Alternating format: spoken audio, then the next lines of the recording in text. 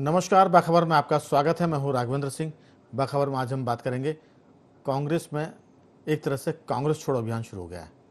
अब ये अभियान तो लोकसभा चुनाव के अनाउंसमेंट के बाद ही शुरू हो गया था, लेकिन मध्य प्रदेश के संदर्भ की हम बात करें तो दावा तो ये है कि करीब 17,000 कांग्रेस के लोग भाजपा में शामिल हो चुके हैं और उसमें कई दिग्गज शामिल हैं। उन दिग्गजों की हम बात करें तो प्रदेश कांग्रेस में अध्यक्ष रहे सुरेश पचौरी, जो केंद्रीय मंत्री भी रहे। इसके अलावा हम बात करें तो जौलपुर के महापौर जगत प्रकाश अन्नू, पूर्व सांसद गजेंद्र सिंह राजूखेड़ी, पूर्व विधायक विशाल पटेल, संजय शुक्ला इंदौर के, अर्जुन पलिया होशंगाबाद से संबंध रखते हैं, दिनेश अहिरवार, यादवेंद्र सिंह। इसके साथ साथ अरुणोदय चौबे बुंदेलखंड के बड़े नेताओं में थे कांग्रेस के। शिवदयाल बागरी, चौधरी गंभीर सिंह, कमलापत आर्य ने भी कांग्रेस का साथ छोड़ दिया। रीवा के पूर्व सांसद देवराज पटेल, सतना के पूर्व लोकसभा प्रत्याशी सुधीर सिंह तोमर। इसके अलावा बड़वानी जिला कांग्रेस के अध्यक्ष वीरेंद्र सिंह राठौर, विदिशा कांग्रेस जिलाध्यक्ष राकेश कटारे, शाजापुर के पूर्व जिलाध्यक्ष योगेंद्र सिंह बंटी भी भाजपा में शामिल हो गए। डिंडोरी के जिला पंचायत अध्यक्ष रुद्रेश परस्ते, पूर्व एडीजी सुखराज सिंह के साथ साथ प्रदेश कांग्रेस के प्रवक्ता कमलनाथ जी के बहुत करीबी नेताओं में शामिल सैयद जाफर। इनके अलावा कांग्रेस के कार्यकाल में महाधिवक्ता रहे शशांक शेखर ने भी कांग्रेस छोड़कर भाजपा का दामन थामा। ये तो बहुत सारी बातें हैं, लेकिन सवाल ये है कि क्या कांग्रेस के भीतर जो भगदड़ है उसमें भाजपा का दबाव है, कोई प्रशासनिक है, कोई राजनीतिक है, या इसके अलावा कोई आपराधिक मामलों का मामला। क्योंकि आज चर्चा की वजह यह है कि इंदौर से कांग्रेस के प्रत्याशी ने जो बम साहब है, उन्होंने एक तरह का बम फोड़ा और वो भाजपा में शामिल हो गए। अब उनके शामिल होने के साथ एक अक्षय कांति बम के बाद एक दूसरा बम कल फूटने वाला है, और वो है रामनिवास रावत। 6 बार के कांग्रेस विधायक हैं, नेता प्रतिपक्ष बनने की उनकी प्रत्याशा थी विधानसभा में, लेकिन कांग्रेस ने उनकी जगह पर उमंग सिंगार को बनाया और तभी से वो कांग्रेस से नाराज चल रहे थे। तो रामनिवास रावत एक बड़ा नाम है चंबल क्षेत्र का, वो कल भाजपा में शामिल हो सकते हैं, इस बात के संकेत हैं। चर्चा में विस्तार से बात करेंगे कि रावत जी को मनाने के लिए क्या क्या बातचीत हुई, आखिर क्या वजह है कि वो जा रहे हैं, और जाने के पीछे कारण क्या है, कोई प्रलोभन है, कोई लाभ है, कोई राजनीतिक भविष्य उनका सुरक्षित रहेगा भाजपा में। ये बहुत सारी बातें, क्योंकि अगर कोई सीनियर लीडर पार्टी छोड़ता है तो वो अपना आगा पीछा भी देखता है, नफ़ा नुकसान भी देखता है। लेकिन आज हम इस पर भी बात करेंगे, क्या कांग्रेस के जो लोग भाजपा में आ रहे हैं उससे बीजेपी को नफ़ा हो रहा है, नुकसान हो रहा है, भाजपा के जो पुराने कार्यकर्ता हैं वो क्या बहुत उपेक्षित या डरा हुआ महसूस कर रहे हैं, और कांग्रेस के इतनी बड़ी तादाद में लोग आने के बाद भी मतदान का प्रतिशत बढ़ क्यों नहीं रहा, लोगों में उत्साह क्यों नहीं आ रहा है, इस पर भी बात करेंगे। चर्चा के लिए मौजूद स्टूडियो में हमारे साथ मध्य प्रदेश के वरिष्ठ पत्रकार श्री रमेश शर्मा जी, स्काइप पे हमारे साथ जुड़े हैं डॉक्टर राहुल रंजन, और टेलीफोन लाइन पर हैं हमारे पत्रकार साथी गौरव चतुर्वेदी जी। आप सभी का बहुत बहुत स्वागत है। गौरव जी, मेरी आवाज़ सुन पा रहे हैं? क्या बिल्कुल सुन रहा हूँ। चर्चा की शुरुआत आपके साथ ही करना चाहते हैं। मामला इंदौर का है, और आपका शरीर कई बार भोपाल में होता है और मन इंदौर में रहता है, और कई बार शरीर इंदौर में और मन भोपाल में है। हम कह सकते हैं कि एक पैर भोपाल और एक पैर इंदौर में आपका रहता है। तो ज़रूर जानना चाहेंगे कि अक्षय कांति बम ने जो बम फोड़ा है, और कल एक और मिसाइल फटने वाली है रामनिवास रावत के रूप में। बीच में उनकी एक बार और संभावना थी, लेकिन बाद में वो रुक गए थे, उनको मना लिया था। कहा जाता है कि राहुल गांधी ने उनसे बात की थी, इसके बाद वो रुक गए थे, लेकिन अब कल फिर उनके जाने की बात हो रही है। क्या देखते हैं, इन सब के बावजूद मतदान का प्रतिशत बढ़ नहीं पा रहा है, लोगों में उत्साह नज़र नहीं आ रहा है। इसका मतलब ये कि भाजपा चुनाव जीतेगी, ये दावा भाजपा का है, लेकिन उनकी जीत का जो अंतर है वो घटेगा, ये तो साफ साफ लग रहा है। आपकी राय, नफ़ा कितना, नुकसान कितना है बीजेपी कांग्रेस दोनों की तरफ से? राघव जी, देखिए, 2 बातें होती हैं जी जब कोई सीनियर लीडर पार्टी को छोड़ता है, जैसे रामनिवास रावत जी हैं और भी आपने जो अन्य नेताओं के नाम गिनाए हैं। क्योंकि इन्होंने पार्टी को के शैशव काल से, अपने राजनीति के शैशव काल से अभी तक काम किया।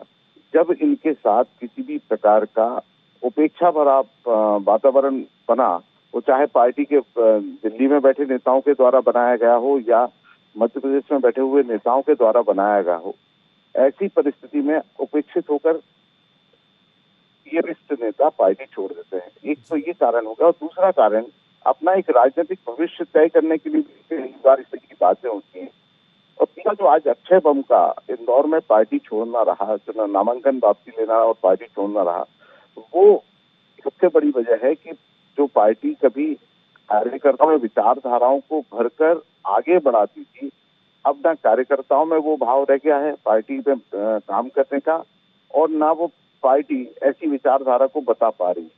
अब इसका नुकसान जो सबसे बड़ा हमें देखने मिला है पिछले 8-10 सालों से, जो लगातार कांग्रेस के नेता और दूसरी पार्टियों के नेता बड़ी तादाद में, पहले भी जाते थे लेकिन इस बार बड़ी तादाद में गए हैं, जिसके कारण मतदाताओं के बीच में एक अरुचि का वातावरण बना है, उबाऊ पन आ गया है कि जब कोई कैंडिडेट नहीं है, जब कोई सामने प्रतिद्वंदी नहीं है, तो कैसे हम किसी को चुने। इस कारण से भी एक सबसे बड़ा नुकसान लोकतंत्र के लिए हुआ है। राजनीतिक दलों के लिए भले ये जीत का पैमाना हो, लेकिन लोकतंत्र के लिए खतरनाक स्थिति है, और आने वाले समय में और भी खतरनाक स्थिति बन सकती है। बिल्कुल गौरव जी, ये लोकतंत्र के लिए तो है ही खतरनाक, लेकिन जिन पार्टी में ये प्रत्याशी या लीडर काम कर रहे हैं, आखिर उनका नेतृत्व तो क्या कर रहा है? उनके घर में इस तरह से भगदड़ मची। ऐसा नहीं कि ये कोई एक दिन का फैसला होगा अक्षय कांति बम जी का, या सुरेश पचौरी जी का, या गज्जू खेड़ी की हम बात करें उनकी, लेकिन सवाल है कि क्या नेतृत्व सो रहा है? और अगर वो ये पता नहीं कर पा रहा है कि अक्षय कांति बम पार्टी छोड़ सकते हैं, फिर भी उनको प्रत्याशी बना रहा है, तो कहीं ना कहीं उस पार्टी के नेतृत्व में एक बचपना है, अपरिपक्वता है, ये मानकर चलना चाहिए। क्योंकि सर्वाधिक भगदड़ जो है, सबसे ज़्यादा छोड़ना कांग्रेस के भीतर है, बाकी दलों में कम ज़्यादा है, लेकिन कांग्रेस में बहुत आया था। मैं लौटकर इस पर बात करूंगा, क्योंकि अक्षय कांत बम के बारे में ये कहा था कि उनके छोड़ने की 3-4 वजह में ये भी है कि एक 17 वर्ष पुराना मामला था, उसमें एक धाराएं बढ़ाने की बात हो रही थी। उनका रियल एस्टेट का कारोबार है, उनके परिवार के लोग कॉलेज चलाते हैं, तो बहुत सारे व्यापार की बात भी इसमें सामने आ रही है कि अगर उनको व्यापार करना है तो फिर सरकार के साथ रहना पड़ेगा।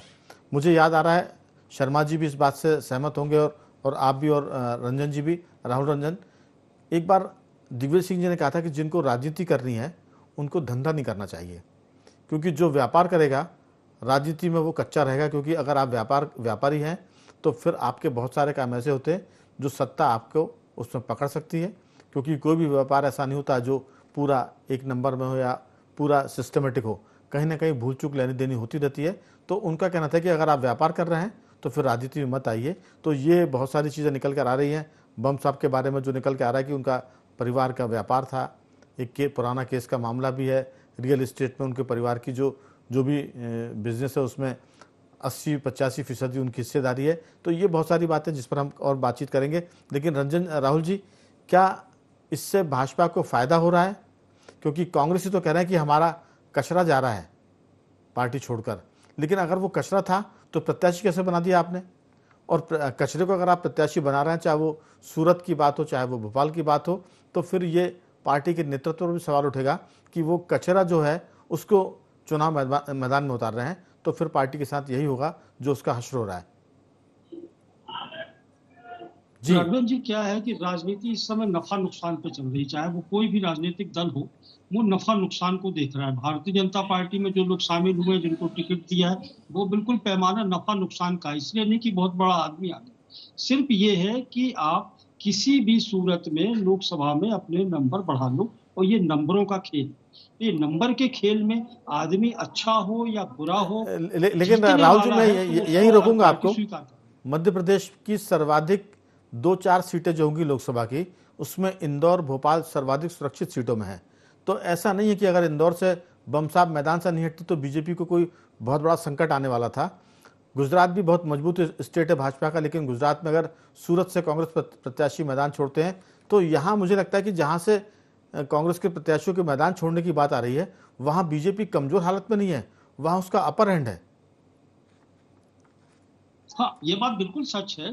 देखिए, मध्य प्रदेश की राजनीतिक स्थिति कांग्रेस के पक्ष में नहीं रही, भारतीय जनता पार्टी के पक्ष में वो हमेशा से रही है, और अभी भी जो टारगेट लेके चल रहे हैं कि पूरी की पूरी सीटें जीत जाएंगे। ये जरूर है कि हम आप थोड़ा सा यहाँ वहाँ राजनीतिक उठा पटक को सबको देख करके और आंकड़ेबाजी को समझ के और वोटिंग पैटर्न को देख करके अंदाजा लगा रहे हैं कि 4-5 सीटों का नुकसान भारतीय जनता पार्टी को होगा। लेकिन ये जो स्थिति चल रही है राजनीति में बिल्कुल नई चीज है कि हम लोगों ने बिल्कुल हार्श ट्रेडिंग तो सुना है, सरकारों को गिराते उठाते देखे, खरीद बिक्री विधायकों की देखी है, लेकिन ये पहली बार ये लोकतंत्र में ये पहला ट्रेंड पैदा हुआ है कि जो निर्विरोध जिताने का ट्रेंड शुरू हो गया कि निर्विरोध लेके आओ। तो ये निर्विरोध वाला जो चक्कर चला है सूरत से लेकर के मध्य प्रदेश में भी आ गया, खजुराहो बच ही गया थोड़ा सा, इंदौर तो डूब ही गया। तो मतलब ये क्या है कि राजनीति में खरीद बिक्री सरकार बनने के बाद होती थी, वो सरकार बनने के पहले शुरू हो गई। तो इसमें दो पक्ष आपको दिखाई देते, बिल्कुल देखना चाहिए कि वे लोग, आप सच कह रहे हैं, दिग्विजय सिंह का जो आपने उल्लेख किया था वो बिल्कुल सच है कि जो लोग बिजनेस कर रहे हैं, जो लोग किसी धंधे में हैं, उन लोगों को राजनीति में नहीं उतरना चाहिए। इंदौर का जो मसला है ये जीतू पटवारी जी की भी विफलता है कि जीतू पटवारी जी ने पूरा जिद करके इनको बक्साप को टिकट दिलवाया था और आज स्थिति ये हो गई कि हो सकता है कि बहुत सारी चीज, जीतू पटवारी पहली बार प्रदेश अध्यक्ष बने हैं तो हो सकता है कि भाई एक बिजनेसमैन के साथ में संपर्क बना लो तो कुछ ना कुछ फायदा नुकसान होता रहता है। लेकिन ये जीतू पटवारी के साथ में बहुत बड़ा नुकसान हो गया, ये कहे कि बहुत बड़ा धोखा हो गया उनके विश्वास के ऊपर। तो राजनीति में पहली बार धोखा खा गए, हो सकता है आगे जाकर के हो जाए, लेकिन ये ट्रेंड खतरनाक है। गौरव जी की बात का, लोकतंत्र में ये जो ट्रेंड चला है कि अब तो देखिए, यदि ये ट्रेंड आगे राघवन जी निकल गया तो चुनाव की तो लोकतंत्र में कोई मतलब ही नहीं बचेगा। जो बलशाली होगा वो मार कूट करके बिठा देगा, निर्विरोध जीत जाएगा। तो सबसे बड़ा नुकसान किसका हुआ? उन मतदाताओं का जो मतदाता ध्यान दे रहे हैं। अब मान लीजिए निर्विरोध जीत गया तो मतदाता तो ठगे रह गए ना, मतदाताओं का औचित्य ही क्या बचा? तो मतदाताओं की जो कहा जाए कि जो उनका अधिकार है, आप सीधे सीधे अधिकारों का हनन कर रहे हैं, अधिकारों का हनन नहीं कर रहे बल्कि छीन रहे। तो कोई भी राजनीतिक दल हो, ये तो छीनना हुआ, डाका डाल रहा है बिल्कुल मतदाताओं के अधिकार के ऊपर। तो यदि यही परंपरा चलती रही तो आगे आने वाले दिनों में तो जो दबंग खड़ा होगा, जो दबंग पार्टी खड़ी होगी, सारे मतदाताओं को, वो जितने प्रत्याशी खड़े होंगे उनको मार कूट के या फिर लोभ लालच दे करके या उनको आपराधिक प्रकरण में, तो ये सब सारी चीजें होंगी। और ऐसा कौन सा राजनीति में व्यक्ति उतरा है जिसके ऊपर ऐसे आरोप न हो, बिल्कुल ऐसा कोई आपराधिक प्रकरण ना हो। दूध का धुला कोई भी नहीं है राजनीति में, सबके ऊपर 10-5 मुकदमे चल रहे हैं, कोई भी व्यक्ति नहीं है। और रंजन जी दरअसल तो अभी तो छोटे मामलों में उनको निपटाया जा सकता है। राहुल रंजन जी, दरअसल अभी तो देश में हम लोग की अपनी सरकार है, यहाँ के लोगों ने तो लड़ाई लड़ी अंग्रेजों के खिलाफ, तो हम अपने भीतर तो लड़ सकते हैं, लेकिन जिस देश के लोगों ने अंग्रेजों से लड़ाई लड़ी हो वो कैसे इतने कमज़ोर हो सकते हैं कि किसी दबाव में आकर वो पार्टी छोड़ दें या बदल लें। लेकिन मैं आपको बताऊं कि मुझे याद है कि 1977 की शायद बात है, 75-77 के बीच की, भजन लाल की सरकार हरियाणा में हुआ करती थी। जब कांग्रेस हार गई तो वो पूरे मंत्रिमंडल सहित पार्टी बदलकर जनता पार्टी में शामिल हो गए थे।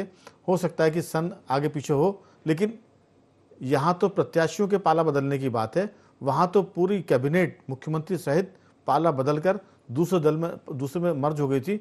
और आज वो दूसरी सरकार थी और कल वो सरकार वही थी लेकिन पार्टी बदल गई थी।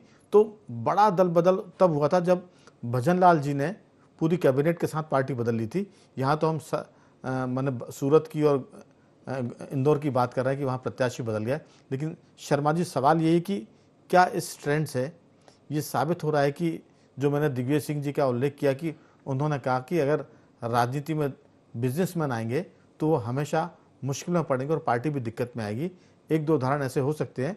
क्या वाकई जो लोग राजनीति में हैं उनको धंधा नहीं करना चाहिए, या जो धंधा कर रहे हैं उनको राजनीति में नहीं आना चाहिए? ये भी एक सवाल मेरा आपसे। और दूसरा ये है कि इससे पूरी भाजपा को क्या नफ़ा हो रहा है?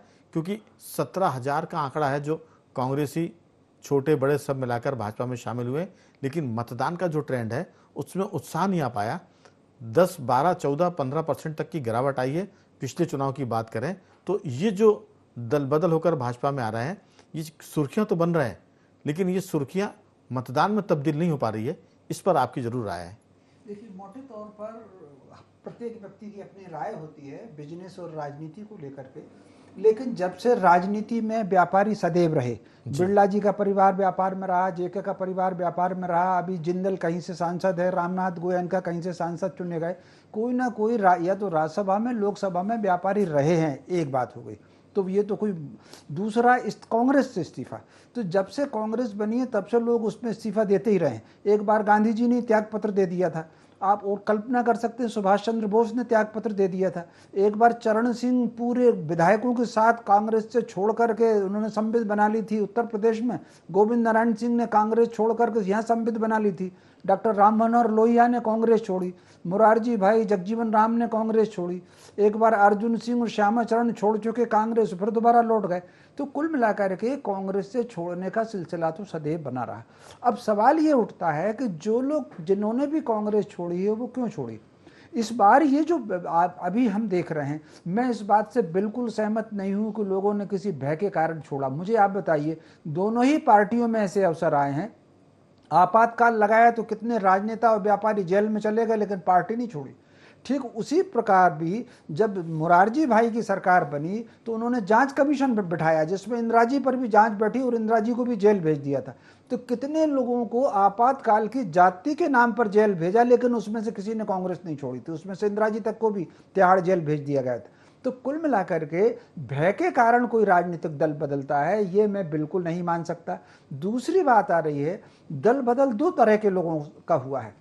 एक दल बदल कल्पना कर सकते हैं, मध्य प्रदेश में वो लोग हैं जो पीढ़ियों से कांग्रेसी रहे और जिया हम दोनों ही जिनको जानते हैं, जो किशोर वैसे कांग्रेस में लगे थे। सुरेश पचौरी किशोर वैसे छात्र जीवन से कांग्रेस के लिए लगे हुए थे। कमला पतारी देख लीजिए, ये अरुणोदय चौबे को आप देख लीजिए, लखनऊ से जो उनका आया वो प्रमोद कृष्णन जी का, उनकी आंख में आंसू आ गए।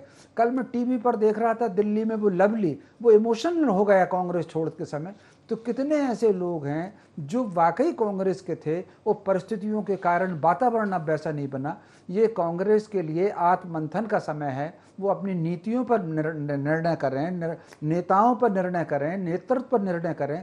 एक और बात समझ लीजिए, मोटे तौर पर कहीं ना कहीं कांग्रेस भटक रही है, अपने रास्ते से भटक रही है। वो राष्ट्र और संस्कृति के मुद्दे के बजाय वो लोगों को उलझाने की कोशिश कर रही है। वो जो मोदी जी ने कहा माओवाद, एक उदाहरण मुझे बताइए राघवेंद्र जी, नेहरू जी के पिताजी मोतीलाल नेहरू, वो इतने बड़े वकील थे कि उनके एक मुकदमे के कारण वो जो फांसी की सजा में टिल डेथ शब्द जुड़ा है वो उनके एक मुकदमे के कारण जुड़ा है। उनके पिताजी गंगादीन जी सरकारी नौकरी में थे, बाद में कोतवाल बने, उनको कोई नौकरी की जरूरत थी क्या? महंगाई की कोई समय, क्यों आए राजनीति में, क्यों आए स्वतंत्रता आंदोलन में? गांधी जी का परिवार व्यापारी परिवार था, गांधी जी एडवोकेट थे, क्यों स्वतंत्रता आंदोलन में जुड़े? तो कुल डॉक्टर हेडगेवार उस जमाने के, डॉक्टर मुंजे उस जमाने के थे, क्यों जुड़े राजनीति में?